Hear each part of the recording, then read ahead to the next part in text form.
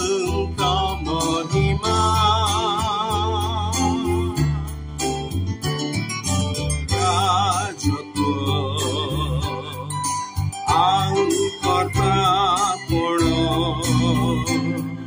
ସଦା ତାଙ୍କ କର ତାଙ୍କ ଆରାଧନା। ପ୍ରିୟ ଶ୍ରୋତା ବନ୍ଧୁ, ଏଇଖିଏ ଏହି ବିଷୟ କ୍ରମର 16 ଭାଗରେ ଯେ ମନୁଷ୍ୟ ପୁତ୍ର ସେହି ପ୍ରଭୁ ଯୀଶୁଖ୍ରୀଷ୍ଟଙ୍କ ନାମରେ ଆପଣଙ୍କୁ ଶୁଭେଚ୍ଛା। ମାଥିଉ ଲିଖିତ ସୁସମାଚାର 8 ଅଧ୍ୟାୟର 20 ପଦରେ ଆମେ ଏହିପରି ପାଠ କରୁ। ସେଥିରେ ଯୀଶୁ ତାହାଙ୍କୁ କହିଲେ, କୋକିଶିଆଳିର ଗାତ ଅଛି, ଆକାଶ ପକ୍ଷୀର ବସା ଅଛି, ମାତ୍ର ମନୁଷ୍ୟ ପୁତ୍ରର ମୁଣ୍ଡ ଗୁଞ୍ଜିବାର ସ୍ଥାନ ନାହିଁ। ପ୍ରଭୁ ଯୀଶୁଖ୍ରୀଷ୍ଟଙ୍କ ବିଭିନ୍ନ ନାମରୁ ମନୁଷ୍ୟ ପୁତ୍ର ଗୋଟିଏ ଅଟେ। ପ୍ରଭୁ ଯୀଶୁ ଯେ ମନୁଷ୍ୟ ପୁତ୍ର, ଏହା 3ଟି ବିଷୟ ଦର୍ଶାଏ। ପ୍ରଥମତଃ, ମନୁଷ୍ୟ ପୁତ୍ର ଶବ୍ଦ ତାହାଙ୍କ ମନୁଷ୍ୟତ୍ୱକୁ ଦର୍ଶାଏ।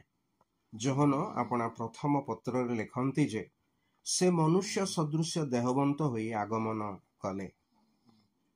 ଯୋହନଙ୍କ ପ୍ରଥମ ପତ୍ର 4 ଅଧ୍ୟାୟର 2 ପଦ। ଦ୍ୱିତୀୟତଃ, ମନୁଷ୍ୟ ପୁତ୍ର ଶବ୍ଦ ତାହାଙ୍କ ନମ୍ରତାକୁ ଦର୍ଶାଏ।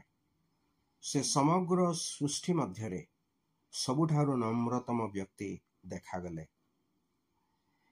ସେ ଆପଣାକୁ ଏତେ ନମ୍ର କଲେ ଯେ ଏହି ଜଗତରେ ତାହାଙ୍କର ମୁଣ୍ଡ ଗୁଞ୍ଜିବାର ସ୍ଥାନ ନଥିଲା।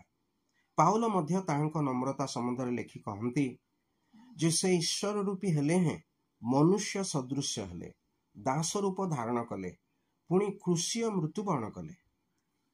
ତୃତୀୟତଃ, ମନୁଷ୍ୟ ପୁତ୍ର ଶବ୍ଦ ଦର୍ଶାଏ ଯେ ସେ ମନୁଷ୍ୟର ପରିତ୍ରାଣକର୍ତ୍ତା ଅଟନ୍ତି।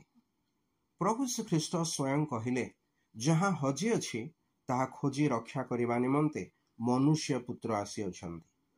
ପ୍ରିୟ ବନ୍ଧୁ, ଯିଏ ଜୀବିତ ଈଶ୍ୱରଙ୍କୁ ଜାଣନ୍ତି ନାହିଁ, ଅର୍ଥାତ୍ ଯିଏ ପ୍ରଭୁ ଶ୍ରୀଖ୍ରୀଷ୍ଟଙ୍କଠାରେ ବିଶ୍ୱାସ କରେ ନାହିଁ, ସେ ଈଶ୍ୱରଙ୍କ ଦୃଷ୍ଟିରେ ହଜି ଯାଇଅଛି।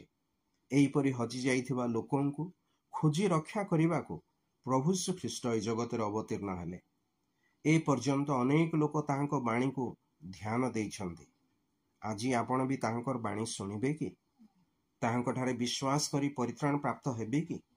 ତେବେ ଆସନ୍ତୁ ପ୍ରିୟ ଶ୍ରୋତା, ଯିଏ ଆମର ରକ୍ଷାର୍ଥେ ମନୁଷ୍ୟ ପୁତ୍ର ହେଲେ, ତାହାଙ୍କଠାରେ ବିଶ୍ୱାସ କରି ଆପଣ ମଧ୍ୟ ଈଶ୍ୱରଙ୍କର ସନ୍ତାନ ହୁଅନ୍ତୁ। ପୁଣି ସେହି ପ୍ରଭୁ ଶ୍ରୀଖ୍ରୀଷ୍ଟଙ୍କୁ ଆହୁରି ଅଧିକ ଜ୍ଞାତ ହୁଅନ୍ତୁ, ଯିଏ ଏଇଖିଏ